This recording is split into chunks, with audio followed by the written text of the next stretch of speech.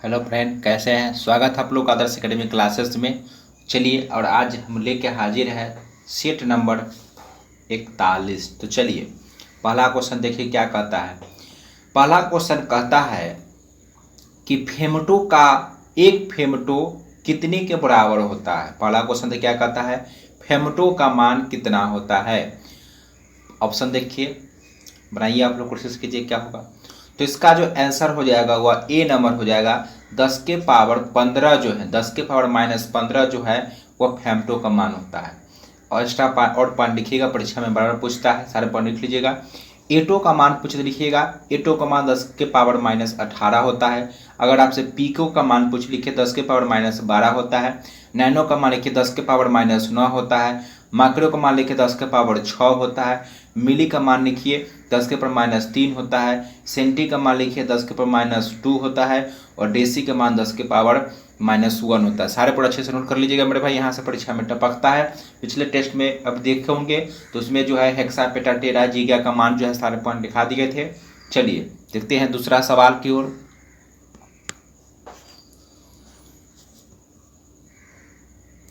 देखिए दूसरा सवाल यह रहा आपका। चलिए, तो क्वेश्चन कहता है कि न्यूटन के प्रथम गति से बल को परिभाषा मिलता है। क्वेश्चन कहता है कि न्यूटन के प्रथम गति से बल का परिभाषा मिलता है। तो क्वेश्चन है कि न्यूटन ने कब अपनी पुस्तक में प्रिंसिपिया में सबसे पहले गति का नियम का जो है जिक्र किया था, कब। तो इसका आंसर हो जाएगा आपका 1686 ईस्वी में। लिखिएगा गति के प्रथम नियम में लिखिएगा। और प्रथम नियम को गैलीलियो का नियम या जरत का नियम भी कहा जाता है। प्रथम गति के नियम तो जानेगा कि बल की परिभाषा मिलता है, उसका लिखिएगा। सारे पॉइंट अच्छे से नोट कर लीजिएगा मेरे भाई। न्यूटन गति के दूसरा नियम का उदाहरण लिखिएगा। बंदूक से गोली निकलने पर बंदूक पीछे की ओर धक्का देना न्यूटन गति के यह तीसरा नियम का उदाहरण है। रॉकेट उड़ने में घोड़े का गाड़ी खींचना, पृथ्वी सूर्य और पृथ्वी जेट हवाई जहाज को उड़ाने में नाव किनारे पर कूदना, ये सारे तीसरा बल के उदाहरण है। ठीक है, तो सारे पॉइंट अच्छे से जो है नोट कर लीजिएगा मेरे भाई। यहाँ से सवाल जो है परीक्षा में बार बार जो है पूछा जाता है। चलिए, न्यूटन के गति के द्वितीय के नियम से बल की माप और मात्रक मिलता है, नोट कर लीजिएगा नेक्स्ट पॉइंट में। चलिए तीसरा सवाल देखिए क्या कहता है। चलिए तीसरा सवाल कहता है कि कैंची किस उत्तोलक का उदाहरण है। तो देखिए कैंची जो है लिखिएगा, ये प्रथम श्रेणी का उत्तोलक का उदाहरण है। प्रथम श्रेणी में और लिखिएगा कैंची, सिरासी, पिलास, शीशा झूला, साइकिल का ब्रेक, हैंड पंप, उसके बाद कील उखाड़ने के मशीन, ये सभी जो है प्रथम श्रेणी के उत्तोलक हो। द्वितीय श्रेणी उत्तोलक में लिखिएगा सुरौता, नींबू निचोड़ने वाला मशीन, एक पहिया के कूड़ा ढोने वाले गाड़ी। उसके बाद लिखिएगा तीसरा उत्तोलक में कौन कौन आएगा। तो लिखिएगा चिमटा आ जाएगा आपका, चिमटा आ जाएगा, किसान का हाल और मनुष्य का हाथ। सारे पॉइंट अच्छे से नोट कर लीजिएगा मेरे भाई, उत्तोलक से भी क्वेश्चन पूछता है। चलिए चौथा क्वेश्चन, चलिए चौथा क्वेश्चन देखिए क्या कहता है। कहता है थुम्बा केरल में प्रथम रॉकेट प्रक्षेपण केंद्र की स्थापना कब किया गया था। तो लिखिएगा थुम्बा केरल में प्रथम रॉकेट प्रक्षेपण केंद्र की स्थापना 1963 ईस्वी में किया गया था। कब किया गया था, 1963 ईस्वी में लिखिए। अगर आपसे पूछे इसरो की स्थापना, तो लिखिएगा इसरो की स्थापना 1969 ईस्वी में हुआ था। अगर आपसे पूछे कि विदेशी भूमि यानी सोवियत संघ के द्वारा छोड़ा गया भारत का पहला वैज्ञानिक उपग्रह कौन था, तो नोट कीजिएगा आर्यभट्ट था। 19 अप्रैल 1975 को छोड़ा गया था।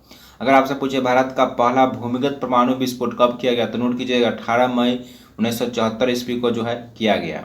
अगर आपसे पूछे स्वदेश निर्मित स्वदेश भूमि से प्रक्षेपित भारत का प्रथम उपग्रह कौन था, नोट कीजिएगा रोहिणी है, 17 अप्रैल 1983 ईस्वी को छोड़ा गया था। लेकिन अगर आपसे नेक्स्ट क्वेश्चन लिखिए, अगर आपसे पूछ कि अंतरिक्ष जाने वाला, लिखिएगा अंतरिक्ष जाने वाली प्रथम महिला कौन था, तो लिखिएगा वैलेंटिना त्रोत्स्की, सोवियत संघ के 1963 में गई थी। अंतरिक्ष में जाने वाला प्रथम भारतीय लिखिएगा राकेश जो है शर्मा, ये 1984 में गए थे। अगर पूछे अंतरिक्ष प्रवेश करने वाली प्रथम भारतीय महिला, तो नोट कीजिएगा कल्पना चावला 1997 में गई थी। सारे पर अच्छे से नोट कर लीजिएगा। चलिए नेक्स्ट क्वेश्चन देखिए क्या कहता है। कहता है कि अम्ल स्वाद में होता है, आंसर क्या हो जाएगा आपका खट्टा हो जाएगा। लिखिएगा अम्ल स्वाद में खट्टा होता है। क्या नीले लिटमस पत्र को लाल कर देता है। क्या कर देता है? नीले लिटमस पत्र को लाल कर देता है। अम्ल का पीएच मान 7 से कम होता है। लिखिएगा अम्ल या क्षार के साथ मिलकर लवण तथा जल का निर्माण करते हैं। नेक्स्ट पर लिखिएगा अम्ल जो है मिथाइल ऑरेंज को लाल कर देता है। नेक्स्ट सवाल क्या कहता है देखिएगा, कहता है लोहे में जंग लगना किसका उदाहरण है। तो लिखिएगा लोहे में जंग लगना, इसका आंसर हो जाएगा आपका रिडॉक्स अभिक्रिया। क्या हो जाएगा? रिडॉक्स अभिक्रिया उदाहरण है। चलिए नेक्स्ट सवाल देखिए क्या कहता है। नेक्स्ट पॉइंट लिखिए क्या कहता है। कहता है कि CaOCl2 में Cl का ऑक्सीकरण संख्या कितना है। तो इसका ऑक्सीकरण संख्या जो कितना हो जाएगा, तो इसका हो जाएगा -1 हो जाएगा। कितना हो जाएगा? -1 हो जाएगा। चलिए नेक्स्ट सवाल देखिए क्या कहता है। चलिए नेक्स्ट सवाल देखिए क्या कहता है। कहता है कि माइटोकॉन्ड्रिया की खोज किसने किया था। नोट की इसका आंसर देखिए क्या हो जाएगा। तो इसका आंसर जो होगा आपका क्या हो जाएगा? कोलिकर के द्वारा जो है खोज किया गया था 1880 में। लिखिएगा इसकी चौड़ाई जो माइटोकॉन्ड्रिया की औसत लंबाई लिखिएगा 3.5 जो है माइक्रोन होता है, मिली माइक्रोन होता है, तथा व्यास जो है 0.2 मिली माइक्रोन होता है। लिखिएगा यह कोशिका द्रव में पाए जाने वाली गोलाकार सूत्राकार छड़ जैसी रचना है। नेक्स्ट पर लिखिएगा यह पादप कोशिका और जंतु कोशिका दोनों में पाई जाती है। लिखिएगा लेकिन लिखिएगा प्रोकैरियोटिक्स में अनुपस्थित होता है। प्रोकैरियोटिक्स में क्या रहता है? अनुपस्थित होता है। लिखिएगा इसकी संख्या 50 से लेकर 50,000 तक होता है।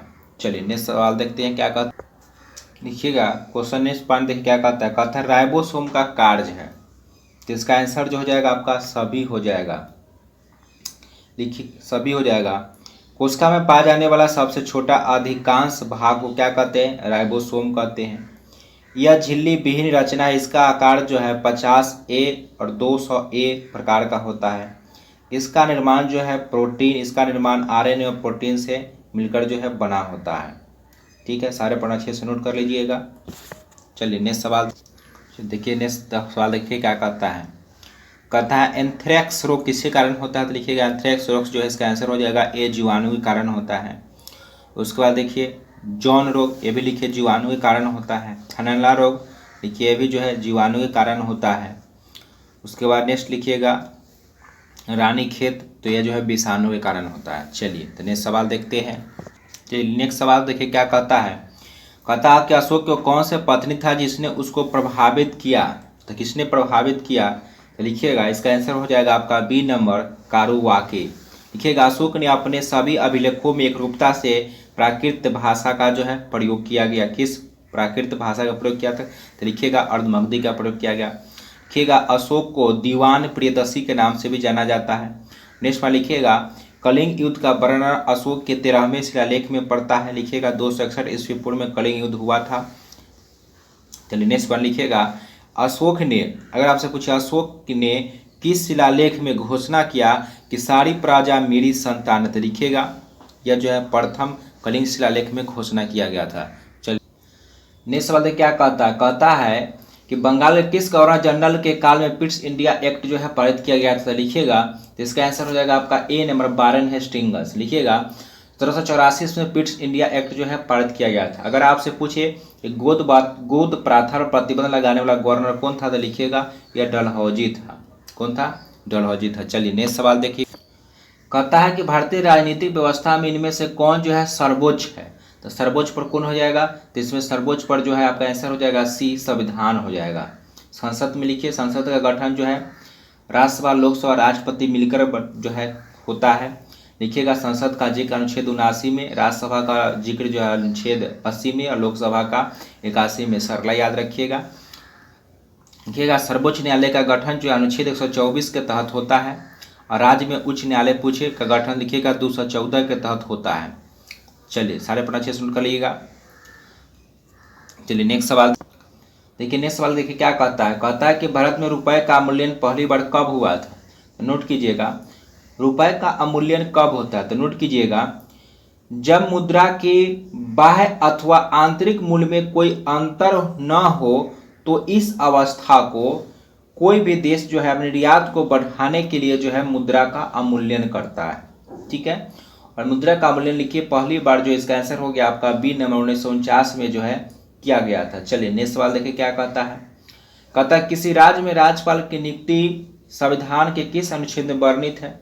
इसका आंसर हो जाएगा ए नंबर अनुच्छेद 155 में वर्णित है। चलिए नेक्स्ट पॉइंट देखिए क्या कहता है।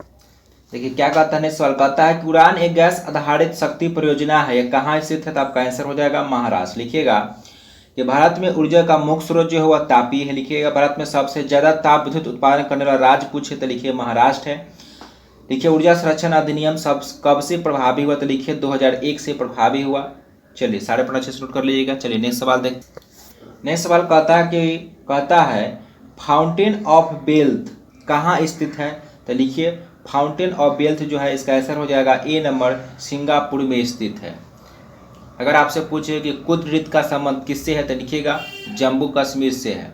अगर आपसे पूछे भारतीय कृषि अनुसंधान परिषद का मुख्यालय कहाँ है तो लिखिएगा इसका मुख्यालय जो है दिल्ली में। कहाँ है, दिल्ली में। उसके बाद लिखिएगा भारतीय कृषि से संबंधित जो है मुख्यालय कहाँ है तो कृषि अनुसंधान संस्थान का मुख्यालय दिल्ली में। चलिए सारे नेक्स्ट सवाल क्या कहता है अलमाटी बांध किस नदी पर है। तो अलमाटी बांध जो है तो हो जाएगा आपका आंसर कौन हो जाएगा, कृष्णा नदी हो जाएगा। चलिए नेक्स्ट सवाल देखिए क्या कहता है। नेक्स्ट सवाल देखिए क्या कहता है अजंता की गुफा का संबंध किस काल से है। जिसका आंसर हो जाएगा आपका ए नंबर हो जाएगा गुप्त काल से इसका संबंध है। लिखिएगा कि महाराष्ट्र में अवस्थित। लिखिएगा इसमें कुल जो है 29 गुफाएं हैं। नेक्स्ट पर लिखिएगा गुफा संख्या 16, 17, 19 इन तीनों गुफाओं का संबंध जो है गुप्त काल से है। लेकिन अगर आपसे पूछे कि गुफा संख्या 16 में किसका वर्णन है लिखिएगा गुफा संख्या 16 में राजकुमारी मरनासन का जो है चित्र जो है वर्णन है। नेक्स्ट पर लिखिएगा